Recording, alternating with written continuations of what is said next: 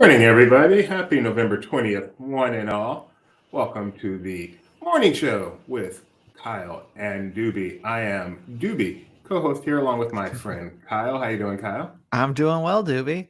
It has been We're back. months since I have seen you. Um, Well, that part's not quite true, but it has been months in this capacity. Yeah. in this capacity, yeah, I've missed it a little bit. Just vacation followed by makeup vacation, but finally things have Makeup slowed down vacation. enough. Well, you got to catch up. When work doesn't stop just because you go on vacation, it just gets paused until you return. So, had a lot of catching up to do, but now back and things have slowed down a little bit. The holidays are here. We can get back in the groove of the morning show. So let's do that. We're live, of course. So if you want to participate, please do so. So, Gio, how you doing? Kai. Steven, how you doing? From one of my favorite states, Wyoming. We got a lot to cover today. We're going to have a special guest He coming loves on it so soon. much. He now knows it's not Wisconsin. Going to have a special guest coming on soon, all the way from the UK/Florida. Hello, Rebecca. Yeah, we're back. All right, so we're going to start the way we've always started, and that is with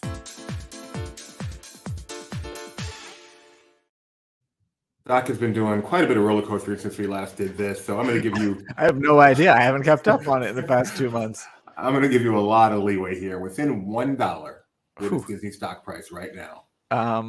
Well, I know it was going up, so I guess I'll be optimistic and say 95. Five even. We are at 94.79. Hey. Kyle, starting off with a bang. You are now 16-8 on your stock predictions. So remember when we did, we got a few of the staff, not a lot, but a few of the staff to give their stock prediction on what Disney stock would be at the closing bell, October 16th, their 100th anniversary. Yeah. We had predictions from you, me, Jeremiah, and Benji. And Benji was probably closest. Benji said only $84. Our resident Disney apologist said the lowest, the only one under $90. And we laughed at him at how could he be so pessimistic? It finished at 85.71. None of us were even close. Benji crushed it. So now we know. Although, to be fair, he has a controlling interest, so he can depress the stock himself just on a few. I don't think that's true. That's not true. Yeah, Kyle's showing his investor chops. All right. The big question today, I'm not even going to ask. I'm just going to.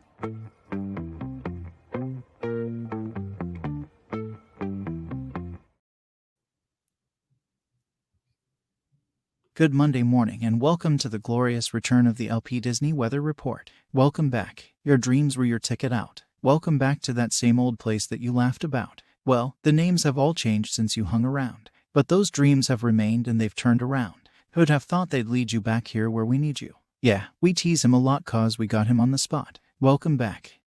Let's get to the weather. Anaheim will be sunny today and make it to a high of 76. However, it will fall into the 60s after dark. Additionally, there is a high wind warning for the area through Tuesday morning that notes gusts of up to 75 miles per hour are possible. Yikes! Walt Disney World will also be sunny today and will break into the 80s after noon. A few clouds may move in around the evening, but things should stay dry. Despite us being away for 2 months, Castaway Cay's weather hasn't changed a whole lot. It is a bit cooler as today's high will be 82, but that will still feel like 86. It will also be partly cloudy during the day. Disneyland Paris is experiencing some light rain right now but should see a few dry hours this evening before more light showers arrive before midnight. Temps there are currently in the lower 50s. Tokyo will start the day with sunny skies tomorrow but will be partly cloudy for the rest of it. They'll reach a high of 62, making it a Kyle pick of the day. By the way, I'm going to retroactively make Castaway Doobie's pick of the day just to be fair. Shanghai is in for a sunshine-filled day tomorrow, although they still won't break 70 degrees. Lastly, in Hong Kong, where World of Frozen is officially open, tomorrow will be sunny with a high of 74. By extension, this means that Arendelle will be in the 70s as well. Hoo-hoo. And that will do it for this rebooted edition of the Disney Weather Report. I hope to see you all again tomorrow. Bye for now. But you never know. Apparently, Okay, I welcome forgot back. a little transition there. It's okay. Ethan's a little out of practice. What do you mean you forgot? Ethan forgot. You're fine. All right. So the real reason we decided we had to come back today, could not wait one more day. The candy canes are back at the Disneyland Resort. Such a big deal. Have you had one of these fresh candy canes that I you have to never actually make Never plans have. for. Never made the pilgrimage and the effort to get one. Neither have I, but these are a big thing. I wonder if these would have been a big thing before the social media era. I feel like that fueled a lot of this. But anyway, if you want a fresh candy cane at the Disneyland Resort, you can get one at Disneyland starting December 3rd, DCA starting December 4th. There are particular days where they are available. Quantities are extremely limited, so there is a mobile waitlist done via the app.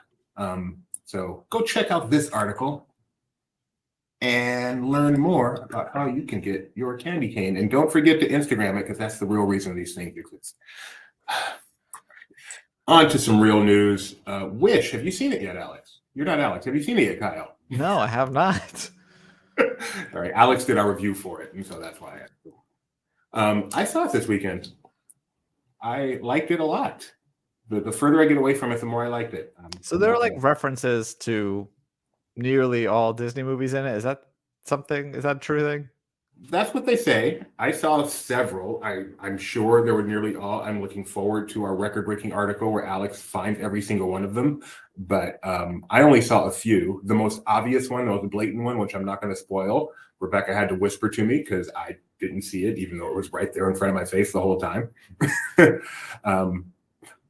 So that's a good thing to me because they weren't overt. It did not feel like it was just created to serve up a bunch of Easter eggs to me. It felt like they were organic.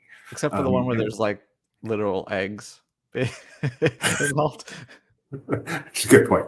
And then there's one at the end that's extremely overt. And to me, that was like a joke on the fact that the rest were not so overt. But as a film, I thought it was really good. It had some issues, but I liked the songs, I liked the characters, and I thought it was a good film. I quite enjoyed it. The whole world does not agree. It is currently 53% on Rotten Tomatoes, which is a little disappointing for pretty much a classic fairy tale. But our audience really loved it. It comes out, Wednesday, I think? Wednesday, yeah. Thursday, Friday? Wednesday. But they had... Which probably means Tuesday night. I don't... But yeah, there's some weird... Mostly movies come out on Fridays, but there are a few exceptions, and one of them is the Wednesday before Thanksgiving. But they had on Saturday 4 p.m. previews around the country, and that's what we went to see. And our theater was pretty full. A lot of kids, pretty full. People enjoyed it. So I have high hopes for this movie, despite the 53%. The special HBD Mickey thing. Yes, they did. They had the Happy Birthday Mickey video before it, and we saw it on November 18th. So that was extra special. And you can go see that on YouTube as well, if you weren't in a theater to see it. But it was really cool. Just a nice little 2-minute look at 95 years of Mickey Mouse. Happy birthday. And it was great. It was fantastic. I had no idea that was there. So that was a really nice surprise to start the whole thing. Would have appreciated seeing Once Upon a Studio too, but Disney does their decision for whatever reason. Our own Showtime. Alex. Is that really the reason? It's like 9 minutes long. Alex saw the movie for Laughing Place, did our official review. As we do here, if you recall, when we have reviews of something on Laughing Place, we distill it down to a headline and a final paragraph. So here you go. The headline for Disney Wish. Movie review. Disney Animation's Wish is an instant classic. So I suspect this is a positive review. Let's scroll down to the final paragraph. Couldn't be bothered to put Walt Disney Animation in the headline. P.S. or the post-credit scene. All right, we're going to go to the real final paragraph. There are a lot of homages and Easter eggs creating fun callback moments, but they're used more sparingly than I expected. We are on the same page. Story is the most important part of any great Disney film, and Wish has a great one. It's easy to relate to Asha, voiced by Oscar winner Ariana DeBose. King Magnifico, voiced by Chris Pine, is the type of Disney villain you love to hate. Valentino brings a lot of comedy to his scenes, and the pantomime character Star is a real scene stealer. The only classic Disney element Wish is missing is a love story, but to add one would have been superfluous for the film's well-paced 90 minutes. It's perfect as is, and you don't need a crystal ball to see that Wish is an instant classic. I will just say that if you have not seen the trailers for Wish somehow, and you did not pay close attention to what I just read, don't reread it. Don't see the trailers. I don't know why they chose to spoil a particular plot point from day one with this movie, but I feel like it's a better movie if you don't have that plot point spoiled. So, leave it at that. If you are blind right now, stay blind. Let's see. So I guess Happy Birthday, Mickey. The soundtrack for Wish is now available. So if you want to hear the song, which I personally think were pretty good, one clunker in my opinion, but otherwise all on the level of DVC, Scuttlebutt. So some really good stuff there. It was weird how the soundtrack is now available in case you missed, where they would tell you the song was coming the next day, then release a clip of the song, then release the full song, and we'd write about it like 3 times. They know what they're doing. They know how to play us. They must be really like the songs. Yeah, Olaf's Rolling Adventure was pretty long. I feel like Once Upon a Studio would have brought in a few people too. So, but whatever. World of Color has added a Wish pre-show. Goodness, you can read, Judy. So if you're at DCA and you want to get in the Wish spirit, check before that it out. goes refurbishment early next year. And Wish, this is the winter version of World of Color. Yes, it is. And remember, Tony Betty has ranked all the World of Color versions. Go check that out. Ariana DeBose, is she on a tour performing her song in front of everybody? Seems like it, yeah.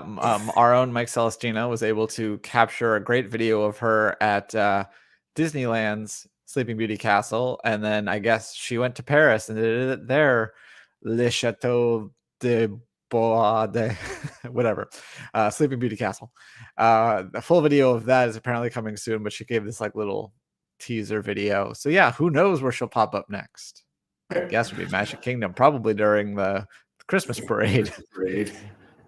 Yeah, watch those private planes. If a plane is landing there, they haven't been recorded yet. Is there a Wish Beacon show at Epcot yet that we've heard of? Am I correct? There's going to, I don't know if it already premiered or not, honestly, but I know that there's going to be one. There's going to be.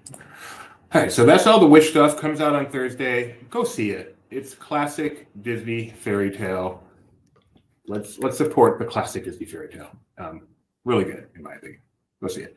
All right, we are going to have a guest on right now because stuff is going on in Hong Kong.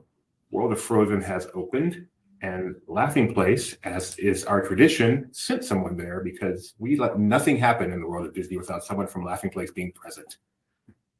So, Luke, you ready? Luke Manning, all the way from the UK via Florida, is joining us today. How you doing, Luke? I feel like it'd be more accurate to say all the way from Hong Kong via Florida, but and the UK. He so still feels he's still mentally in Hong Kong, I think. I am still mentally in Hong Kong. What's the time difference over there? 13 hours. From the East Coast, so 16 hours from West. Yeah. Because they do not partake in daylight savings time over there. So it was 12 hours a couple of weeks ago, and now it's 13. So Luke Manning, who reports on anything we ask him to around here, went to Hong Kong. Did you go by yourself? I did go by myself, yeah. Oh my goodness, brave boy. Before we continue, why don't you tell us about this little guy on your shoulder? Oh, well, he's a Snowgie. He's really cool. It's a shoulder plush. It was provided to me by the wonderful Walt Disney Company. And they, in Hong Kong, that's one of the many fun things I discovered about Hong Kong is they're really big on shoulder plush over there, even more so than here in the US. So this is one of their new shoulder plush that you can get exclusively in the world of Frozen. So why don't you tell us about the world of Frozen? You got 5 minutes, so give us some clues what's going on. Yeah, and I have the benefit here of Kyle kind of knowing what I'm talking about because he also went to the world of Frozen recently. Yeah, I don't think it changed a whole lot. You did more. You got to talk to more people because you got a full tour with Imagineering, so you probably have some more insight into like the details of it.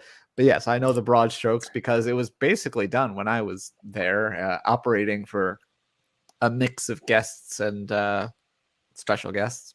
Yeah, and I mean that's essentially the case. For me, it was a completely finished land. We got to preview it just a couple of days before the opening ceremony, or one day before the opening ceremony. So we had the chance to go around and explore all of the area as well as the 2 attractions. First of all, when you enter the land, it really is just a beautifully well done land. And this is one of the Disney is quite often, all about the berm and all about creating a separation from the outside world. But this is one of the first lands that they've created where they intentionally designed the land around the natural settings. And I think that was a brilliant choice because the Lantau Mountains in the background are just gorgeous. And the use of them alongside the architecture and the mountains of Arendelle is just calls for an absolutely stunning view. It's one of the prettiest sights in any Disney park, and definitely I would say one of the highlights of Hong Kong Disneyland. So we'll kind of just I'll talk a little bit as we go around. So right now we're passing by in the video the Golden Crocus Inn, which is the main dining establishment for the world of Frozen. They have a whole bunch of Norwegian inspired dishes there. I got to try the lamb shank courtesy of Disney, and it was pretty good. Yeah, it was a lamb shank, and I forget, I think it came with some mashed potatoes and couple some of seasonal vegetables. vegetables. Yeah. But they I had had the chicken cordon bleu. That's not what they don't call it. That I forget what they call it, but that's essentially what it is. It's a chicken breast stuffed with ham and cheese, and I enjoyed that. Becca had the lamb shank. She liked that though. I did not. I was too excited to walk towards Frozen Ever After that I did not stop to take a video of the food. But Frozen Ever After is the main feature of the experience. And it's set inside this glorious facade with the clock tower that you see from, I think it was first shown in Olaf's Frozen Adventure, or maybe the Frozen Fever short. And you head into the mountain, and the queue feels very similar to the one at Epcot, just expanded and a lot bigger, a lot more space. And the same goes for the attraction. It is a bigger, more spread out version of the Epcot original. All of the scenes are essentially the same, but they're just timed better. There's a little bit more room to breathe. Yeah, the boats are bigger as well. I didn't notice this because I haven't been on the Epcot one a ton of times, but I found out from you, and also when I tried to sync the two videos, that the Hong Kong version's a minute and a half longer. There's not necessarily extra scenes or anything. It's just longer. Yeah, and it's a combination of a few factors. The boats go a little slower, I would say. They're not quite as rickety as the ones in at Epcot. And then they also, there's just more space between each scene. Like if you watch our ride through, a very good example is from the opening Olaf scene to the next scene with the trolls. You go around a whole corner and you've completely left one scene by the time you get to the next one. One interesting thing, and we got a chance to do a tour of the whole land with two Imagineers, Michelle Dendolk and Amanda Chu. They both talked to us a little bit about the creation of the land. And one of the things I got to ask them was why they made the decision to switch from the projected face animatronics to the more traditional kind of sculpted faces. Yeah, normal animatronics that we're used to. And basically it was just down to the technology and it not working quite as well as they had hoped. Definitely check out that video or head to our Twitter/X account. We bleeped, or we took that little clip out, and you can view we that bleeped on there. We censored it. We did, yes. No, I thought that was a really interesting answer, kind of talking about like he mentioned they did it with the Seven Dwarfs Mine Train and were happy with it. So then they were like, well, this makes sense for, their animated characters, so we should try this. And then apparently it's just like the result was a little bit harder than they thought, and the maintenance also was a bigger factor that he mentioned, keeping up with it. So yeah. It comes down to, I think, the more human a figure is, the weirder it looks. So that's why it doesn't work quite as strangely on Seven Dwarfs Mine Train, because the Seven Dwarfs are very highly characterized. But the Anna and Elsa, not so much. They're a lot more lifelike, shall we say. Yeah. This is a cute little pathway. It's kind of like the back way to get across the bridge from the village side of Frozen to the forest side. And this takes you to the Wandering Oaken Sliding Sleighs, which is the ride that really slays in the world of Frozen. Think of this as Hong Kong Disneyland's highly themed version of the Barnstormer. That's kind of the niche that it's filling. It's for a coaster for the younger crowd, for the kids that maybe aren't quite ready for Space Mountain or for Big Grizzly Runaway Mine Cars, and it fills that wonderfully. It's got great views, some fun figures at the beginning of the ride, and it's a little forceful. There's a little bit of fun to be had in it. It really does feel like something that's worth doing for anyone, honestly. Yeah, I compared the turns felt like Big Thunder to me in terms of intensity. Yeah. It was it's, if you're not great at coasters like Mr. Kyle here, it's definitely one that you can easily do. Yeah, it's like 30 seconds long, so I could handle it. Oh yeah. No, it is really short.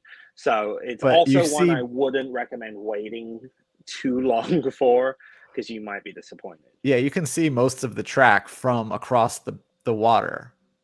Yeah. Oh, that was Yeah. it. I just figured that was like the outdoor portion of the delightful indoor portion. Most of it is outdoor portion. There's no like extra, aside from that animatronic, there's no other like dark scene. It's mostly outside. Yeah, really only the lift hill and the station are inside. So Frozen Ever After is the highlight attraction, and this is the and it's over. Yeah, this is the supporting attraction. Supposedly there is a hidden Mickey somewhere in this final scene here. I could not find it, but I was told that there is one. that was short. Yes. Yeah. I knew you said short. So that was pretty short. Definitely, like I said, go into it expecting Barnstormer or Chippendale's Gadget Coaster, not even Seven Dwarfs Mine Train, because Seven Dwarfs Mine Train has those two lift hills, has the show scene in the middle, so there's a lot more to that than Wandering Oakens. Frozen Ever After is the major attraction, and that's just as awesome as it is in Florida, one right? more thing about Frozen Ever After, and Kyle, I think you said you didn't pick up on this, but they specifically said too that the drop is a lot more freaky in Frozen Ever After at Hong Kong. I noticed it was more I noticed that it was more intense than I was expecting when we went on it. Like, because I'm holding a camera and I'm like, whoa, that was a little violent. But again, I haven't been on the Epcot one, or I haven't been on Maelstrom in forever, so I forget. I didn't know if that was just something I was misremembering or if it was. But yeah, it sounds like it is. Yeah, so the one at Epcot is more of a gradual slope, whereas this one here is kind of like a boom, kind of yanks you down, and then you pop up a little bit, and then go down. So I wasn't expecting it. But you like it. And then the final attraction in World of Frozen is Playhouse in the Woods, which is a really interesting kind of affair. The closest thing I would compare it to is maybe Enchanted Tales with Belle at That's exactly what I said. You walk in, Anna is there ready to greet you. There's a puppet of Olaf as well. And basically, the Playhouse is an area that was created for Elsa when she was a kid, where she could go and express herself without fear of being discovered. And now, of course, that everyone is being invited to come celebrate the Summer Snow Day. Elsa's gifts are out there. Everyone knows about it. Everyone's invited, and basically it's just this fun little character experience with the three of them as they walk through through the crowd. They're up on stage for a little bit, and everyone tries. Guests will then walk towards their own spirit and kind of figure out which one is theirs too. So it's a fun little thing, and it happens. Or it's supposed to happen at least every 15 minutes. And I'm sure it made it impossible to film from my experience. I'm like, oh, I don't envy this task. Yeah, so I started off like right by the stage, and as you can see right here, I got some really good views of it. I was right there by them, and then they leave the stage, and it was suddenly a whole lot harder to film. Don't they think of the vloggers when they create these things? You would think by now. You would think. Awesome. Anything else about World of Frozen you want to tell us about? Or Hong Kong? It was your first trip to Hong Kong Disneyland, right? Was my first trip to Hong Kong Disneyland. So whoa, I love this view. Sorry, I got to put this back. The reality. Yeah. I mean, that's essentially what it was. Keep in mind, this was a media event, so everyone was filming. Maybe it wouldn't be that quite that many cameras on a typical experience, but that's cool. So, as a theme park veteran, been to Disney World, Disneyland, I don't know, probably I assume Disneyland Paris. What struck you the most about Hong Kong? Hong Kong was a very weird experience. The way the resort is set up is very. I would probably compare it closest to Disneyland Paris in just the vibe of the resort. But it's very interesting. The hotels are kind of far from the park, and the first day I walked from the hotel to the park, and I was staying at Disney's Explorers Lodge. And went from there to Hong Kong Disneyland itself, and it's like this 20-minute walk, just kind of through like a forest, almost like through like a landscaped garden. So it's a very fun, different kind of setup, and then all of a sudden you're greeted by the entrance to the park, which essentially is Disneyland. The Main Street train station, the Main Street itself is almost identical to Disneyland. There's obviously different flourishes you can pick up on. There's no trolley tracks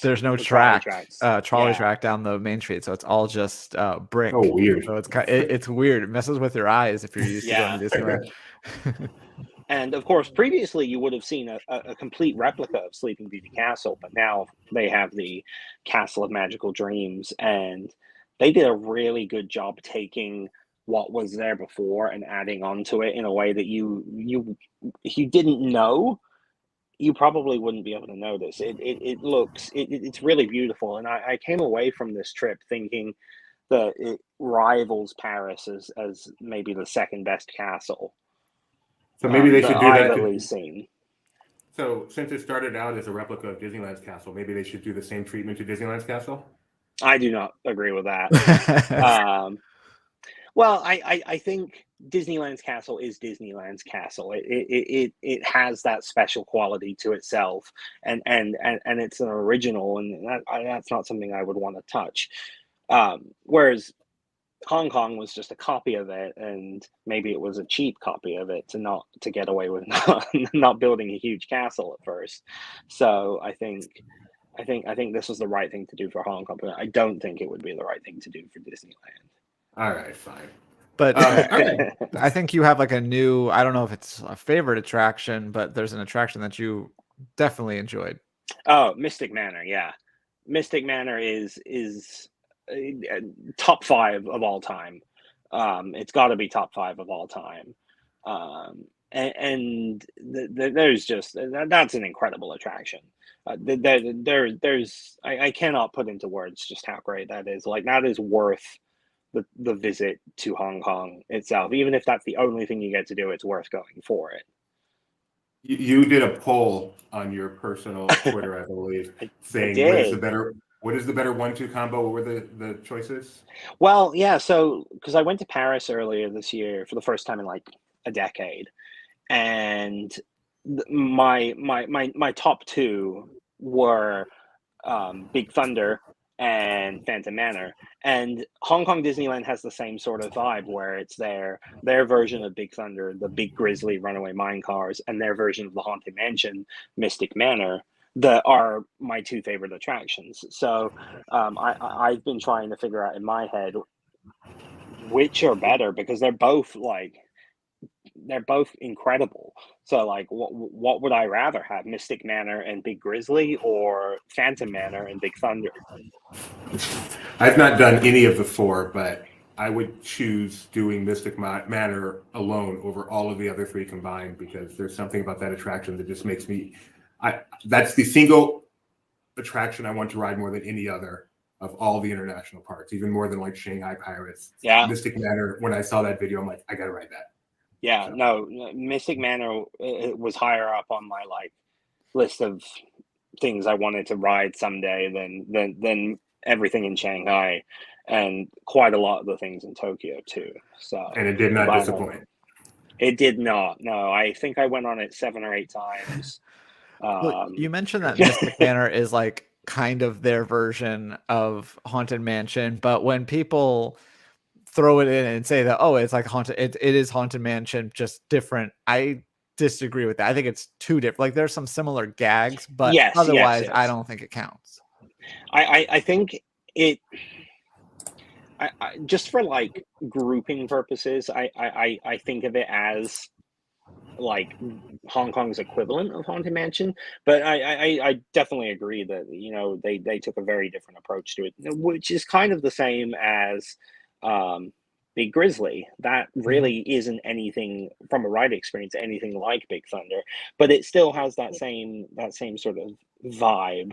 And my comparison that I would always have to Big Grizzly is it's like Big Thunder, Grizzly River Run, and the Country Bears had a baby and meshed it all with into one. Little, Expedition Everest.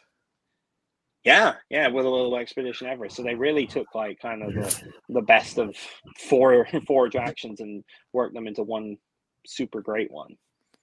So if you're not going to get to Hong Kong anytime soon, I didn't want to show the fun parts of the ride because there are some spoilers in there, but there's a full video of Mystic Manor we have on our website. Can't imagine we don't have Grizzly Gulch as well. I was disappointed that the exit shop there, it used to be 80% Albert and Mystic Manor stuff, and now it felt like it was maybe 10%. And the rest was just stuff on Shop Disney and Duffy. So that was a little sad. I was able to pick up an Albert plush and an Albert keychain. Albert is the monkey in the ride, in case you don't know. Yes. I have the plush handy. So He's adorable.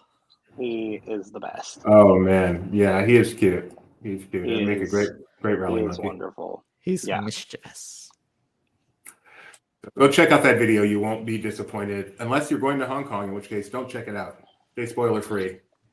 And we have a lot of videos up from World of Frozen. We got ride-throughs, ride-throughs that I shot and ride-throughs that Kyle shot of all the attractions. We got some walkthroughs. We got some interviews.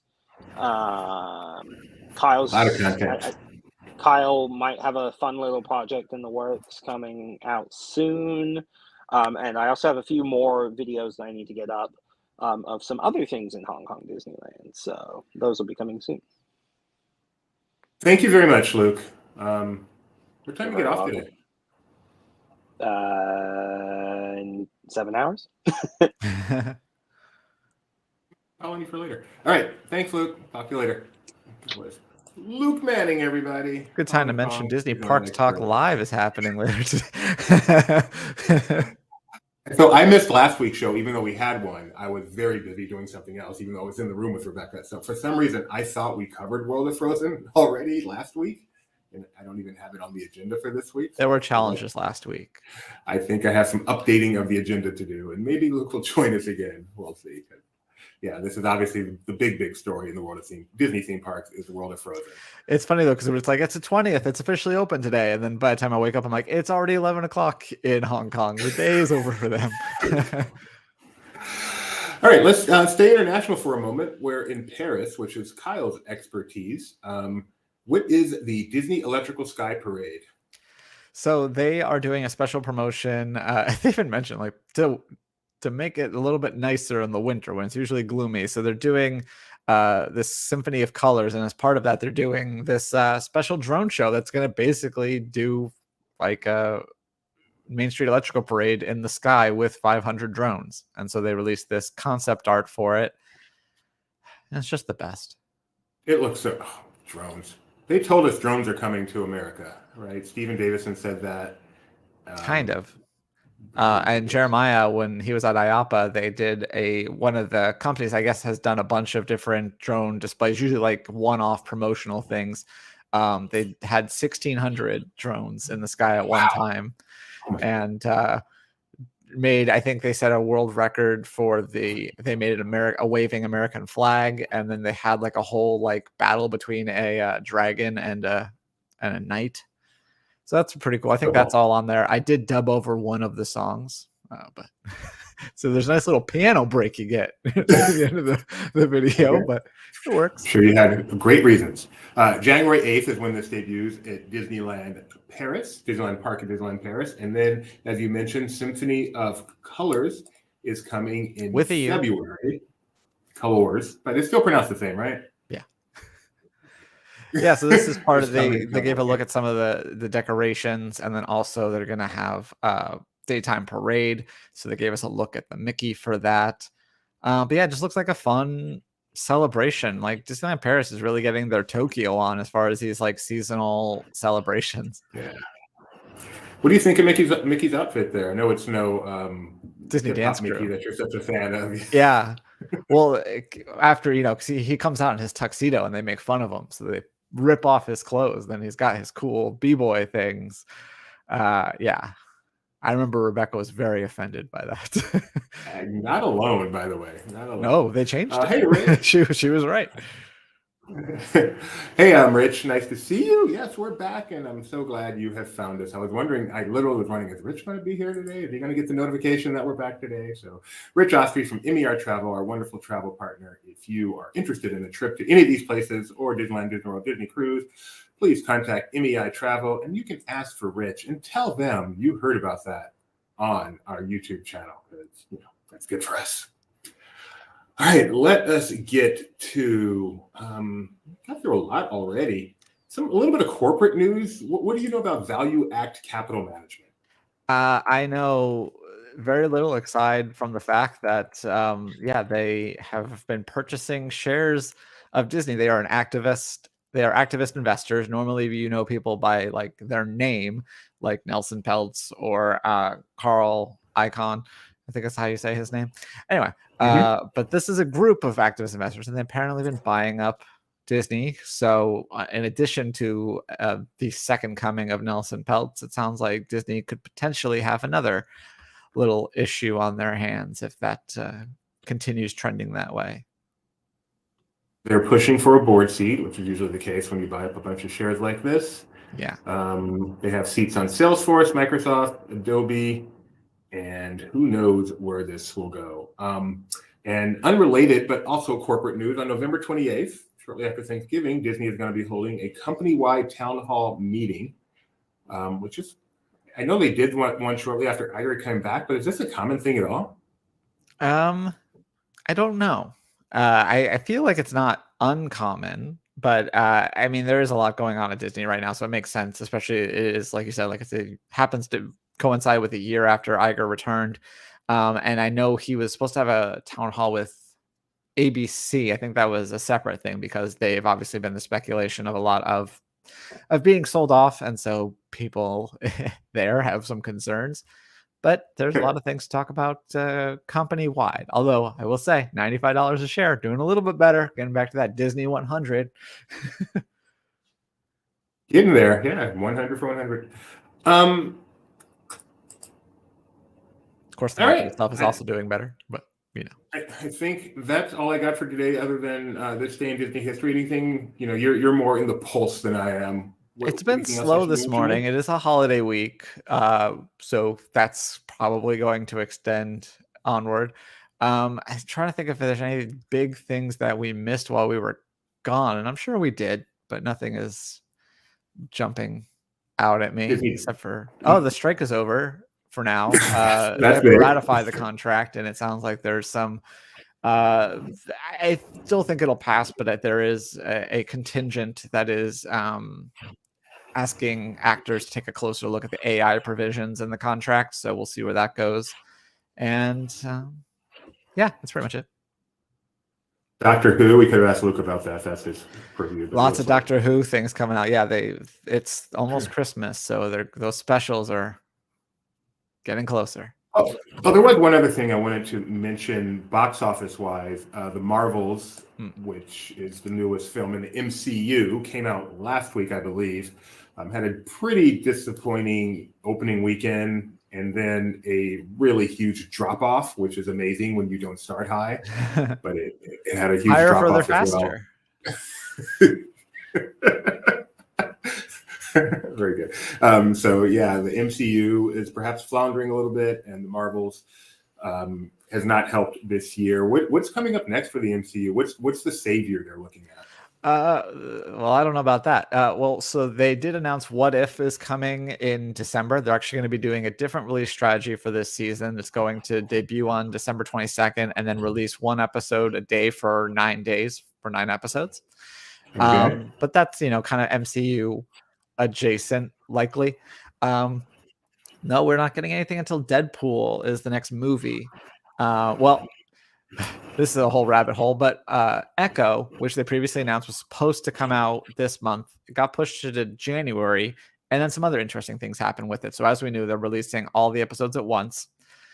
Now we know that it's going to be TVMA, so it's going to be the first mature MCU project, but it's not even necessarily the MCU because they're also introducing a new label called Marvel Spotlight, which, according to them, is the idea that it's going to be more of a standalone, not necessarily with other ties to the MCU, that you don't need to know a lot about the rest of the MCU to enjoy, which is kind of weird because we've already met Echo and she's going to, it includes things from, but I think the idea is not so much like this is completely separate, it has no ties to the MCU. I think it's basically just being TVMA and being that it's they're putting on this new label. It's basically to say, hey, we know that the MCU is a lot right now.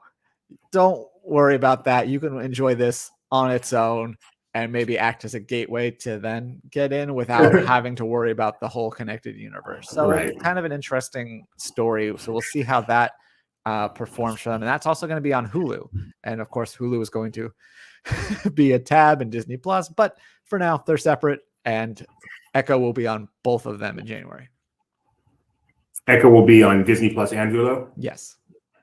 And not just Hulu in Disney Plus. It'll be on Hulu solo if you have that. Other TVMA content on Disney Plus right now? Yes. Okay. Is Deadpool MCU?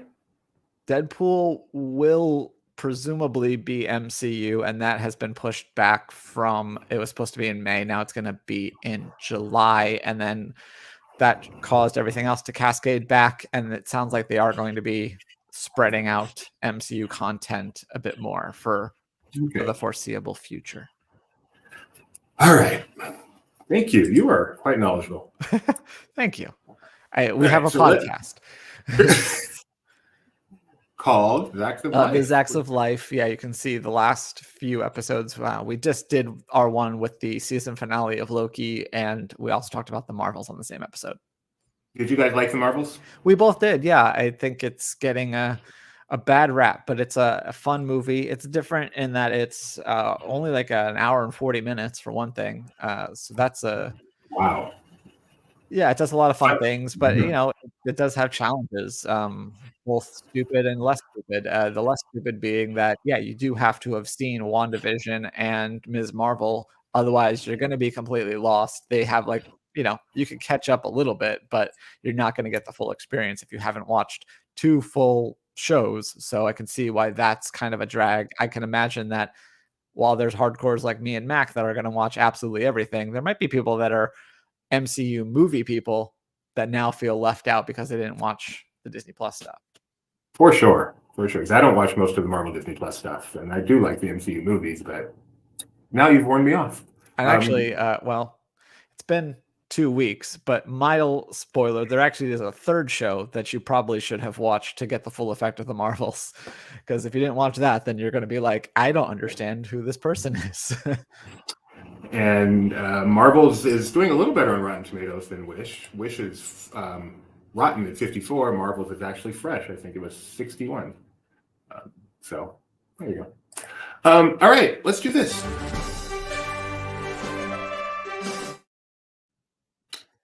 All right, this day in Disney history, the portion of our show in which we talk about something that happened on this day in Disney history. Usually I go in forward chronological order, but this is a mishmash today. So I'll just give you a year and you can tell me what it is. Kyle is extremely good at this. It is rare when he does not get one.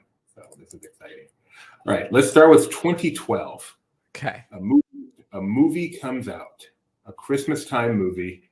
I believe this would be a direct video movie. Okay. 2012, directed to video. Probably directed video. I guess it could have been Disney Channel, but I gotta believe it was directed video. A sequel. A sequel. 2012. So this isn't Santa Claus 3? Not even sure there are humans in this movie. Not even sure there are humans in the movie. Wow. Benji would love this movie. Oh, Santa Buds. So close. Santa Paws 2. Santa Paws. The Santa Pups.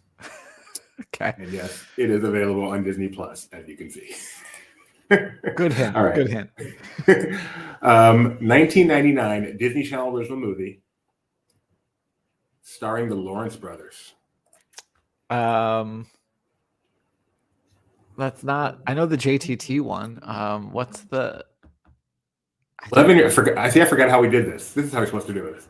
When 11-year-old Tommy visits his spoiled cousin Michael in Beverly Hills, he feels completely out of place. But the tables turn when Michael is sent to Tommy's Montana ranch for the summer. When the family learns that they may lose their ranch, the two cousins must pull together to put on a. I'm sorry, that was the Muppets. To pull together to save it. I don't remember the name. This is Horse Sense. How could anybody forget Horse Sense? I never heard of it. But you can watch it today on Disney Plus. It's anniversary. Lucky you. All right. 1993, an attraction opened at Disney MGM Studios, the Academy of Television Arts and Sciences Hall of Fame Plaza. I'm not going to make you guess that. Celebrate some birthdays today. 1963. Extremely important actress in both the MCU and Star Wars. Okay. Seems I should know this. So she is celebrating her 60th birthday today? Let me make sure I'm right about MCU. Yes, she's in the MCU. Okay. She is celebrating her 60th birthday, yes. Wow. I feel like I should start with Star Wars. I will say for both of these, her importance is on the small screen, not the big screen. Oh. For both. Interesting. She's also a Disney legend and well known for an animated feature as well. Anika Noni Rose. She's not 60. She's now insulted though. Oh, come on. I know. I can't even think of Star Wars shows at the moment. What was it? Boba Fett, I think, was the one she was one of the major stars in. So she is. Oh my gosh, she's also on Agents of S.H.I.E.L.D., right? Ming Na Wen. That's right. There you go. Ming Na Wen. Happy 60th birthday to Ming Na Wen. Yeah. That's MCU adjacent, but okay. Agents of S.H.I.E.L.D. You're right. I should have said Marvel. No, you're fine. You're fine. I should have gotten it anyway. I'm very sorry. All right, another happy birthday. He is no longer with us, but from 1948, happy birthday to. I don't think I'm overstating it in saying that his voicing of his character may have been one of the top 5 reasons the Disney Renaissance occurred. Wow. Robin Williams? No, but that is a great guess. Thank in you. every way. No longer with us, voicing the character. That is so good. Little Mermaid.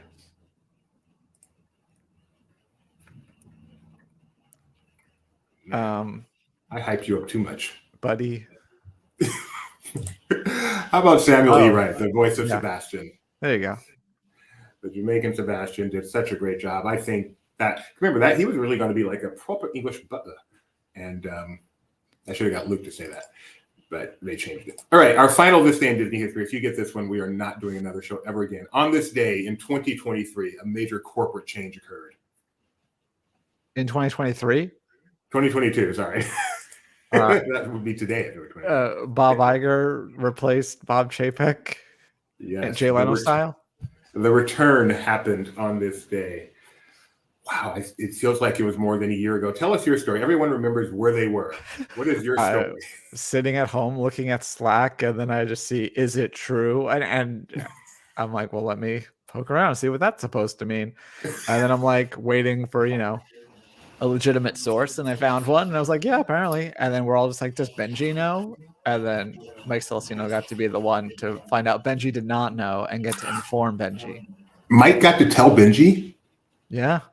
So if you're keeping track, that means Benji's dad beat him to the Chapek news, and Mike Celestino and all of us beat Benji to the Bob Iger news. That is awesome. Yeah, we have to ask Mike about that. And do the where were you today on Disney Parks Talk? My wife and I, were at Knott's Berry Farm. We had been sent down to SoCal to cover some SeaWorld stuff and do Thanksgiving with the family, and we went to Knott's Berry Farm to cover their holiday stuff. And we were walking back to our car when we saw this stuff happening in Slack, and I thought people were joking. There was no way this was true, but it was true. The biggest story of ever in the world of Disney happens. And we're also in the middle of it, my friend called me, and I answered, and I go, I know why you're calling. I don't know. I'm looking into it. I'll call you back. And I yelled at him, and I threw my phone across the room. All right, so I said we were in the parking lot. We were in the candy store. In the parking lot, but yes, we were in the candy store outside of Knott's Berry Farm, right? Yes. Yeah, outside of Knott's Berry Farm. Anyway, wow. To the general store. I want some kind of Disney blogger oral history. And we know where Chapek was. He was at the Elton John concert. Yeah. Oh man, that's cool. Anyway, that's our show. This is what we do every morning. Usually goes about an hour. That's what it went. So we do every morning for the next 2 mornings. And then we'll take a break for the holiday, but then we'll be back after that. Are we doing one Friday, or is it a 4-day weekend? Are you kidding? It's a 4-day weekend. We don't work Friday after Thanksgiving. It's Black Friday, man. I got to do some shopping.